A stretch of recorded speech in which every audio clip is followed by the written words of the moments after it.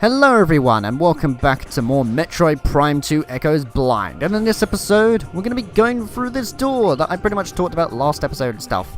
But first I'm going to read about this new creature that I've just found, which is a mechanism light generating flyer. Okay, target mechanoid is quite durable. It can fire bursts of energy in combat. I've also been told by people to press 2 in order to read the extra info, because apparently just reading about all sorts in this game will add to the experience and it just makes it a bit better. So the light flyer is an aggressive flying drone. Once loyal to the Luminoff, it will now fire a burst of energy at any living thing within range. It generates light at all times, making it somewhat easy to target. Alright, I see. Cool, so that basically means that, like, even in a dark room then, I am able to find it. Right, so if this is a creature, this means that then I can destroy it also like this. Also, I've been looking back at some of the dialogue whilst editing this, because to this day, this is me recording episode 6, and this is, in other words, my second time or session recording more of Metroid Prime 2. Because before that, it was from episode 1 to 5 in a single day, and today, I don't know what it's going to be like, but that was more, you know, just to kickstart the series and just make sure that I don't run into anything or any problems along the way, you know, when trying to learn certain things here and there. Right, anyway, with this, is there any extra areas to do? I want to listen carefully, though, for some humming, just in case. Yeah, I do hear humming, and I really want to find out where that is. Oh, I know what to do. I just found this right here. Okay, actually, I can't do it, can I? And I can't jump because I don't have the the things that make me lay bombs or even jump up in it, but I'm guessing it's around there and then somewhere inside this thing, right? That is what the humming is all about, but it's just a shame because I'm trying to do it and I haven't got the upgrade yet. Wait. Okay, so that's another thing to remind myself before moving on. Okay. I'm just trying to keep note of that kind of things going on, you know, particularly just so that then when editing it, I can look back at the area that I was in and be like, oh, that one. Because I really did not do as much reviewing in the first game, which was kind of the problem. Alright. Now, I know this is an elevator room, as told by the mechanism down there, but, I don't think I can hear anything here, so I think we are good to go, right. And I bet you now, as soon as going on this elevator, it's gonna take me directly to a save room, just to basically think that, oh, what I really should have done in the last episode is progressed on a bit. But when you're going into this blind, you really have no idea what's about to lie ahead of you. So, you know, it's just, I wanted to end it just in case if I jumped into this area or a boss jumped out at me, or just, you never know really. Because Metroid is always full of surprises, even with some of the older games. Like, I remember when I first played Metroid for the NES, and always just being surprised for every area that I got to, except it was incredibly easy to get lost in that game. Wait! I'm all the way back here now! Oh, nice! That saves a hell of a lot of backtracking, because at first I thought, much like in Prime 1, you know, I had to go back all the way to the beginning. But that wasn't even a problem in Prime 1, because they sorted that out when they came to it. Okay, I also forgot to scan this. Heavy transport crate has been detached from winch system. Winch connector destroyed. Structural integrity at 99.6%. Radio, cool. But again, if I tried to shoot that, that's not really going to work, is it? Oh, what I could do with, though, yes, is more missiles. Because, oh, actually, this replenishes up to 5. Fair enough. I thought it was only going to do it, like, at a certain amount of percentages, but no, not quite. I know where to go to, then. It's obvious that I need to shoot the missile down there to that door and progress. But first, I would like to have a careful look around. Oh my goodness. I did not expect them to jump out like that at all. And of course, they're going to be possessed by dark powers, aren't they? In order to make them sort of enemies, maybe? Okay, that was really terrible reflexes right there in order to go by, but you know what, whatever. Also, I gotta remember, even though locking on is a thing, I don't have to use it all the time. Okay, I think now they're going dark. Yes, indeed they are. Great, yeah. So anytime those dark things come around, then that's it. They basically become more stronger, and I need to be a little bit more careful that way. It's like, you know when I was talking about Jack Renegade? It's basically the time, you know, when Jack gets dark powers with the Dark Eco, I think it is. I don't know. It's been ages since I played Jak 2 Renegade, but it was a damn good game. It was a bit of a turn compared to Precursor Legacy, but it was still really enjoyable. It was damn difficult, though. Bloody hell. Anyways, right. What I wanted to do was not that. I wanted to go by and see if there are any things that I can find around here. Doesn't look like it. Then I might as well just progress on in there, but actually, hold on. Maybe? Well, actually no, because I know for a start that the missiles are only effective towards brimstone. But did I check this in the logbook fully? I think I did, yes. If I scan this, though, it's going to tell me that it needs, you know, power to operate in that. And I'm assuming it's hidden somewhere in those kind of areas, right? So this is going to take me back to here. I don't think there's anything out there that I need to get just yet. So it might just be wise just to shoot the missile through the door. And if I find something or gain another upgrade, I know to backtrack there, don't I? Radio, cool. And also, hello, is this an energy tank? I hope it is. Oh, good. Permanently increases your maximum energy capacity by 100 units. Yes, please. Oh my goodness. I've literally forgot about those, actually. I knew that the missiles exist for, like, trying to expand your capacity, but I completely forgot about the energy side of things. And there's that satisfying dot at the top of the screen. It's nice to see you again. Oh my goodness. It was always like that as well in the first Metroid, except blimmin' heck. I always found that the energy tanks in the first Metroid game for the NES were so blimmin' cryptic for how they were hidden in that. A lot of the things that you find in Metroid for the NES nowadays, you need a guide in order to find it, you know. If you can find that by just literally exploring the planets to your own mind and that, then congrats, blimmin' hell, you have the patience of a bloody thing. Alright. So that's good. Anyway, so I've gone in there, and what did that get me? It just got me that. Good. And then I'm guessing it is telling me to go all the way back to... Okay, maybe not this way, because that's going to take me over to here, isn't it? But there was a translator thing there. I can't remember what the colors are. However, it might be a good idea just to literally go back and just traverse all around the place, seeing if I can uncover anything. So let's just try that out. Oh, hang on. Hey, there's this. I can translate this now, right? Because it's violet. Beyond this door, the path to Aegon. I don't think it's Agon, I think it's Aegon the way it's pronounced. Correct me if I'm wrong about that because I'm terrible at this kind of thing. Waste lies. Once fertile plains, now sands scorched and ruined by war. May life thrive there again one day. So this is an entirely new area. Gotcha. Also, there is a thing right there. That does not look very nice. What is this? This is a lore as well. Okay, it's a Luminoff data pack translated. JFME's Testament. Data transfer to logbook. Let's have a look. Final entry. Warrior JFME. Their army swells. Beasts and rogue machines join the ranks of the Horde, all eager to bring death to the Luminoff. The Ing sent these new additions to the industrial site to do battle with me. Okay, I had industrial highlighted for a stat. While they watched from safety. Cowardly mongrels. My only regret in death is that I did not live to see the day of their defeat. May it come soon. So I see. Okay. Industrial, though. There's a reason why that was highlighted, and is this... Whoa. It's literally a whole new transporter type of thing, and it'll take me to a new area, right? Yeah, it's going to take me to here, and that's probably going to be the elevator, I assume. Which is then, well, much like with the other Metroid games, going to take me to an entirely different place, right? Yes, I thought so. Unless maybe... What is this? Oh no, wait, yeah, that's an elevator system, yes. It brings me down, but then, what's this all about? I do not... It's a bit risky to go jumping off, because I'm probably going to get a game over that way, except there is a lore over there, which I would like to scan. Oh my, this series is going to have so much reading, and I apologize, but, well, I've been told to in order to get all the info, so, you know. Data transferred, let's have a look. Our search for a home took us through the cosmos. For many a great cycle we roamed, yet a place to call our own eluded us. In time, we began to despair, feeling the search was in vain. We considered remaining among the stars until a scout returned with news of a world unlike any other. When we beheld Aoife for the first time, so great was her beauty that we forsook the stars forever to live upon her surface. From that day forth, the Luminoff were of Aoife, our blessed paradise. Ah, that's nice. Oh boy. You're not really going to get too much of a reaction from me when reading this kind of thing. It's just going to be me, like, reading it and going, oh, cool.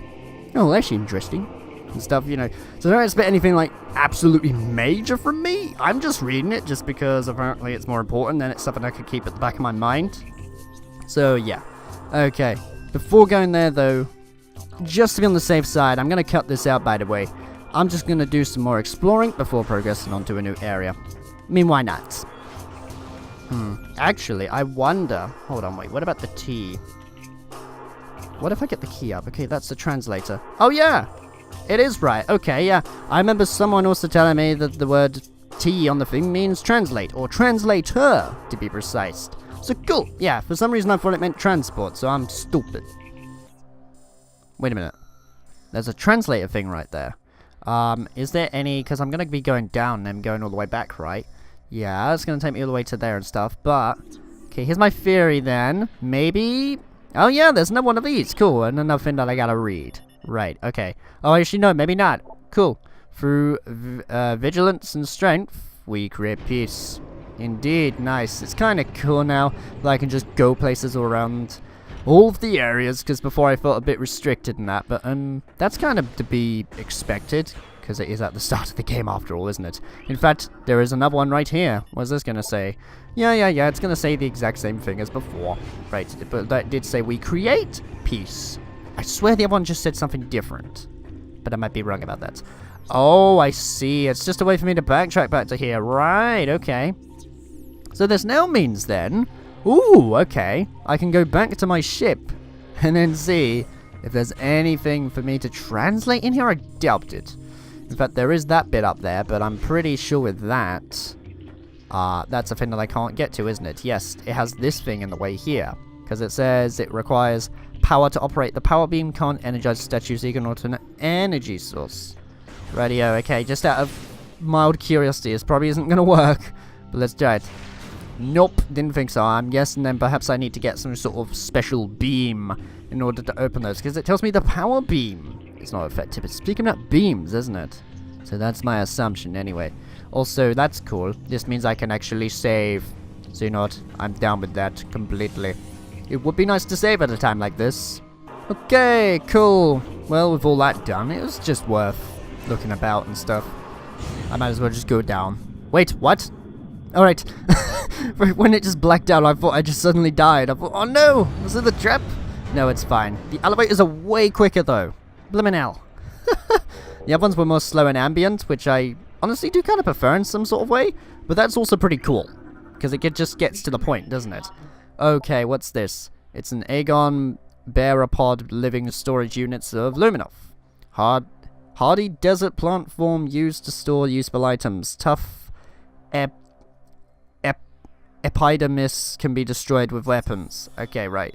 Okay, so the Aegon Bearapod is a hardy desert plant form used by Luminov to store useful item supplies. It's tough, it can be destroyed with weapons. It gathers trace of amounts of moisture from the air and stores it in a number of chambers throughout its body. It can hold and process this moisture for weeks if necessary. That is rather interesting, but well, it's basically saying it's weak to most of my weapons, isn't it? So I can blow it up. It doesn't really have to tell me that side of things, but you know what, whatever. It's good to know, that's for sure. Right. Before moving on though, anything to scan? I don't think so. Apart from this, but it's going to tell me, I know what's going to happen if I scan that. It's just going to say, like, hey, you can go into the elevator now. So you might as well explore. Oh boy, I'm treading into dangerous territory here, aren't I? Target has been dead for 1.1 decacycles. Body has been badly damaged by sandstorms and heat exposure. Well, I know what I'm getting into then. Judging by the number of blast wounds, the target was dead long before the desert got to it. So I see. Except what are these things? Okay. Lumite's photosynthetic flying insectoid. Relatively harmless in shadows, powerful and invisible in the light. Oh, really? Okay. Okay, so the Lumite thrives on light and can render itself invisible to most predators while within it. Right, so anytime it goes into life, it just goes away. When out of light, the creature is relatively harmless, relying on a crudely spat chunk of biomatter to defend itself. Once in the light, it can channel large amounts of solar energy into a deadly blast. Oh, really? Damn. Okay, I probably need to be a bit careful with those things then. Okay, I would like to Oh, I can't quite get it from here, can I? Right, let's maybe tread a bit carefully then. And... okay, so anytime... so basically they can absorb light and then shoot it back at me. I think that's what it's saying. Either that or I got it completely wrong. So, my guess then is to basically just keep distant from those things. And just take them out with ease. Nice. Oh my god, there's so much research in this. Sand grass, indigenous strain of grass adapted to desert climate. Plant requires no moisture to survive, relying exclusively on solar energy for sustenance. Okay. Sandgrass scans indicate that the plant requires no moisture to survive. It relies exclusively on solar energy for sustenance. Yeah. Cool. Right, so basically then, you read it, and then when you click 2, it reads the same thing and that, but if you press A, it just goes on a bit more quicker. That's fine. I don't want to waste time reading the same thing again and again. Making it well adapted for life in this environment. Evidence of extensive mutation present, suggesting radical bio-adjustments within the last centicycle. Mutation source is not natural. Plant strain was genetically engineered, possibly by Luminoff. So I see. Cool. And it's just something that I can walk through, right? Nice. Okay, right. So, is there anything else around in this area or so when trying to find things? There is that thing, actually, which is going to trigger a cutscene. Wonderful. Hang on, wait. And I hear the humming. And welcome to Agon Wastes. Or Agon, or however you pronounce it, I do not know. Either way, it's a new place, and I'm looking forward to it. I had a look at the percentage, by the way, when I got back onto this game, and we're at 1%. So as you can see, we are making huge progression, aren't we? And this is, what, episode 6 so far? I can't even remember how much progression I made, like, when I did Prime for the first time. I'm assuming it went by a bit quicker, because I didn't have to read as much? Because this is basically narration, the LP. Okay, a sand digger desert-based tunneling bioform. Extremely well-armored target exposed eyes to damage this creature. Scans indicate that the sand digger has a dual brain nervous system. Both of its head are capable of attacking, disabling, and digesting prey. Lovely! It fires globs of acidic digestive fluid at prey to cripple them and begin the digestion process. Its hide is very durable and resistant to weapons fire. Only its exposed eyes can be damaged. Alright, okay. So pretty much then I gotta shoot you in the eye. The glowing thing, if you will. Just in order to make sure that you take the damage, right? Yeah, I thought so. That's fine, I don't mind that. Did it die? Oh, now it's dead. I was wondering what happened there and that, because I was shooting it, but then it suddenly just came back alive and started shooting me. And if anything, it gives me strong vibes of House of the Dead 2. I forgot the name of the thing, though. It's not the Hierophant, it's the worm creature thing that tries to battle you underground and on the sea with the terrible voice acting going on. Alright, okay. This is going to be a save room, isn't it? Yes, it is! It is a save room. I hope it is. Anyway, unless it's just tricks you and then goes like, hang on, wait, it's you guys again. I wanna scan. No, wait. I don't wanna do that. I wanna grab as much of these as I can and scan. Maybe. Ah, damn it. I don't know why it kept locking onto that thing over there. It was really annoying. Right, but whatever, anyway. Let's just save and that just to be on the safe side. Okay, cool. Now that that's all scanned. Right. I might as well have a traverse around this area or so, because maybe... Hey, what about this? Hold on, wait. That's going to take me out here, isn't it? Unless maybe it expects me to go this way. There's a translator file down there, though, isn't there? And there's a thing up top. Radio! Okay, before going that way then, I'd like to go back and see what that translator file is. I'm assuming it's something I can't go into just yet because they wouldn't make it that easy, would they? Ah, boy. Right. So, whereabouts is this translator thing? Well, first, what about this? Structural analysis complete. Scans has detected signs of combat damage, yet integrity remains steady. Bridge may outlast its natural surroundings. You don't say. It looks pretty sturdy to me. Okay. Also, it's you again. Wonderful. I forgot that you respawn. Oh boy, and it just charges at me like that also, doesn't it? That's my fault, though. So it's two sides. Got it. Cool, and then it's just over this side, and then take you out. There we go. And there's the translator thing over there. Hey, wait, what about this? Oh, that's the energy thing, isn't it? Small energy unit. Yes, I know what that does. I played Metroid before. It's going to replenish my energy, isn't it? Right, okay, let's just scan this. I'm not able to go through there, but it's just, I don't know. Anything I see that's blue, I need to scan it. Otherwise, there's no point to it, you know? Right, anyway. So then, that's... yeah, because that thing is up high, as is that door. So it's basically telling me to go through this door over there, isn't it? Right, cool. And I reckon from there, I'm probably going to end this episode off right here or so, just to be on the safe side. I'm looking at my timer right now, and it says like 27 minutes. And I really don't want to risk just, you know, having to cut so much out or finding it too short or too long. So, yeah, it's a good place to stop, really. So, in the next episode of Metroid Prime 2 Echoes Blind, we're going to be going through more of this area that I've just discovered called Aegon Wastes, and maybe scanning some more stuff here and there. So take care, guys. I hope you've enjoyed this episode, and I will see you in the next one.